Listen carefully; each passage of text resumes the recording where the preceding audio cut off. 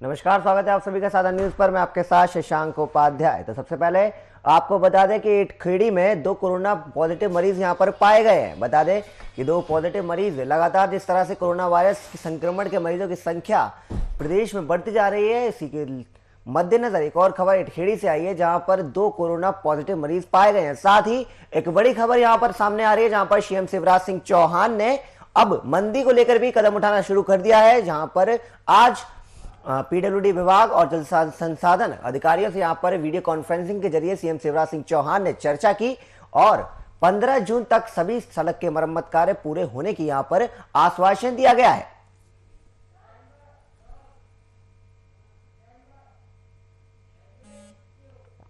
तो हमारे सहयोगी अमीन बेग हमारे साथ लगातार जुड़े हुए हैं भोपाल से, जो कि हमें बताएंगे किस तरह से अमीन जी, जिस तरह से आज सीएम शिवराज सिंह चौहान ने वीडियो कॉन्फ्रेंसिंग की और मंदी से निपटने के लिए कदम उठाए जा रहे हैं, क्या कुछ यहां पर चर्चा हुई, क्या कुछ जानकारियां सामने आ रही हैं?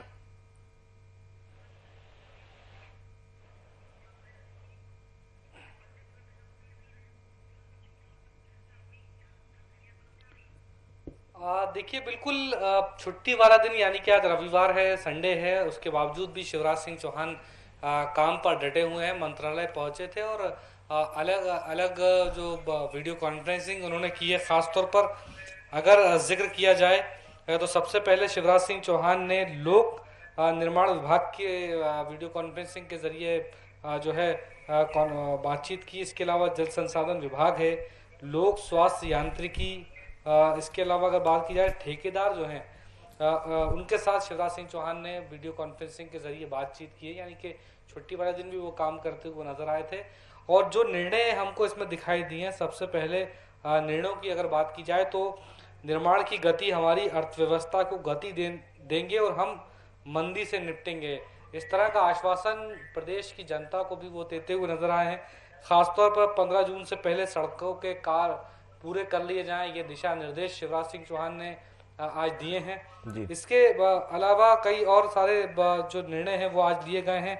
निर्माण कार्य में लगे मजदूर को कोरोना संक्रमण से बचाव के लिए प्रशिक्षण दिया जाएगा।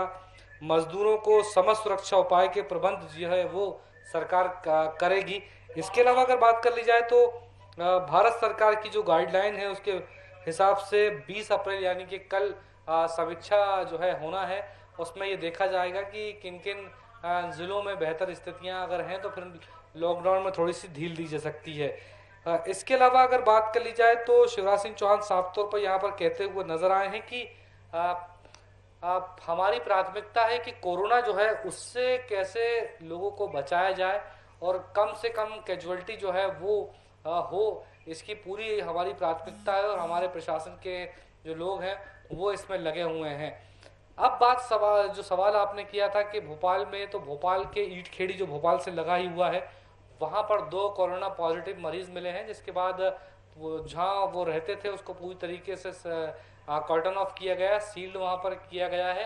कल का दिन भी अच्छा गुजरा। कल इंदौर में भी पॉजिटिव मरीजों की संख्या नहीं थी, भोपाल में भी नहीं थी। लेकिन अभी जो बाकी रिपोर्ट्स आना है वो उसमें देखना होगा कितने नेगेटिव और कितने पॉजिटिव मरीज निकल के सामने आते हैं। बहरहाल भोपाल की इटखेरी में 2 पॉजिटिव मरीज मिले हैं।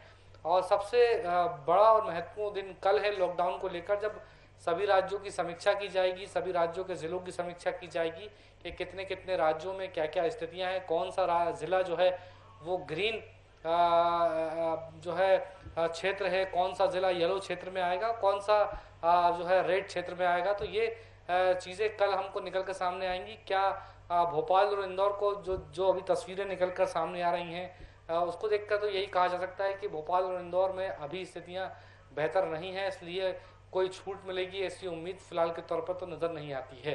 जी अमीन, जिस तरह से अब निर्माण कार्य शुरू किया जाएगा और सही भी है, मंदी से भी निपटना एक बड़ी चुनौती है और ऐसे में निर्माण कार्य शुरू होना भी लाजमी है। लेकिन कोरोना वायरस के पॉजिटिव के संक्रमण जो लगातार बढ़ते हुए नजर आ रहे हैं, उसके लिए किस तरह के एहतियात बरतने की यहां पर तैयारी की गई है?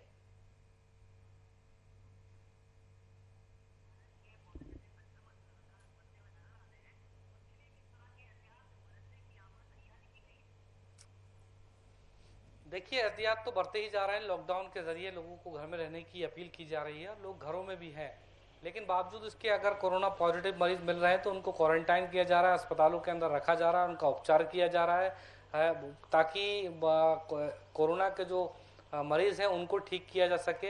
हालांकि कैजुअलिटी की अगर बात की जाए तो कैजुअलिटी भी मध्य प्रदेश में अच्छा खासा जो है कैजुअलिटी हमको देखने को मिली है। 50 के करीब अब इंदौर में लोगों की मृत्यु हो चुकी है कोरोना से। कल तक ये आंकड़ा 47 था, लेकिन आज ये स्थितियां जो है तकरीबन 50 हो गई हैं। मैं आपको बता दूं कि अभी भी जिनका उपचार, कोरोना पीड़ितों का उपचार चल रहा है, उनमें से इंदौर में 30 ऐसे लोग जो हैं वो गंभीर स्थिति में हैं, वेंटिलेटर्स पे हैं वो। इसके अलावा अगर भोपाल की बात की जाए तो भोपाल में भी जो है 5-6 ऐसे मरीज हैं जो जिनकी स्थिति जो है थोड़ी ठीक नहीं है। बाकी अगर बात की जाए तो अलग अलग ज़िलों में जो कोरोना के मरीज मिले हैं उनको हॉस्पिटलाइज किया गया है, वहाँ पर उनका ट्रीटमेंट चल रहा है।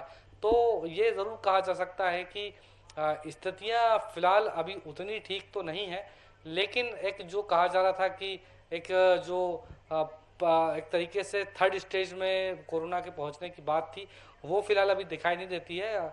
सबसे महत्वपूर्ण बात यह है कि लोग जो है लॉकडाउन का पालन करते हुए नज़र आ रहे हैं।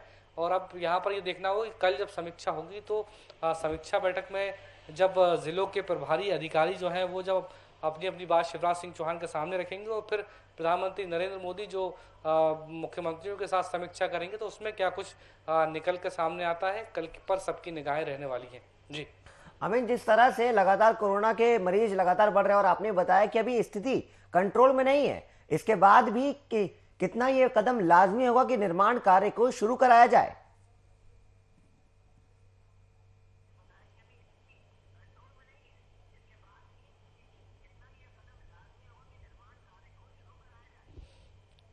देखिए, धीरे धीरे ही सही, लेकिन अर्थव्यवस्था के पहिए चलाना ही होंगे, क्योंकि कोरोना वायरस जो है वो तो देश और दुनिया को तरीके से परेशान कर ही रहा है।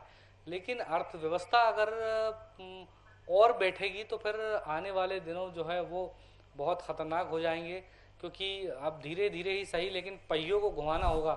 और वही बात प्रधानमंत्री नरेंद्र मोदी भी कहते हुए नजर आए हैं कि कुछ जो ऐसे सेक्टर हैं जिनमें सोशल डिस्टेंसिंग के ज़रिए कामकाज को शुरू किया जा सकता है, तो मुझे लगता है कि कल ऐसे शुरुआत ऐसी जगहों पर ढील सरकार दे सकती है जहां पर सोशल डिस्टेंसिंग के ज़रिए जो है कामकाज शुरू हो सके। क्योंकि सरकार के जहन में ये बात भी ज़रूर होगी कि अर्थव्यवस्था को चलाना है तो फिर रोज़गार के और जो उद्योग हैं, जो व्यापार हैं, उनको धीरे धीरे करके आपको देखना होगा कि क्या क्या चीज़ें खोली जा सकती हैं और किन किन चीज़ों पर अभी फ़िलहाल जो है लॉक करके ही रखा जाए।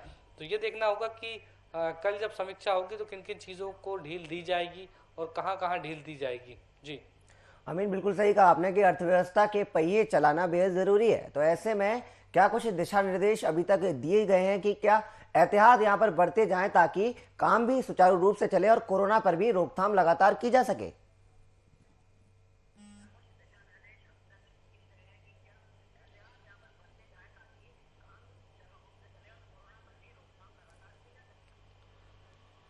देखिए, कामकाज तो पूरी तरीके से अभी फ़िलहाल ठप है, कोई कामकाज नहीं हो रहा है। और हालांकि ये ज़रूर है, खाने पीने की चीज़ों को थोड़ी सी जो दुकानदार हैं उनको रियायत दी गई है। सोशल डिस्टेंसिंग के ज़रिए, टोकन सिस्टम के ज़रिए वो राशन का सामान दे रहा है, लेकिन बाकी सारे कामकाज बंद है। लेकिन अब कल जब समीक्षा होगी तो उसमें ये देखना होगा कि क्या कुछ उद्योगों को ढील दी जाती है, किन किन ज़िलों में अगर ढील दी जाती है तो वहाँ पर किस किस तरीके के कारोबार को छूट दी जाती है। तो ये तमाम चीज़ें कल ही निकल कर सामने आएंगी। जी जी, तो यहाँ तक कि जो भी चीज़ें हैं वो कल समीक्षा के बाद सामने आएंगी। किस तरह से क्या कुछ गाइडलाइंस यहाँ पर सरकार के द्वारा जारी की जाती है और किस तरह से अर्थव्यवस्था के पहिए के साथ अब कोरोना से लड़ा जाएगा। बहुत बहुत धन्यवाद अमीन, आपका तमाम जानकारियां दर्शकों के साथ साझा करने के लिए।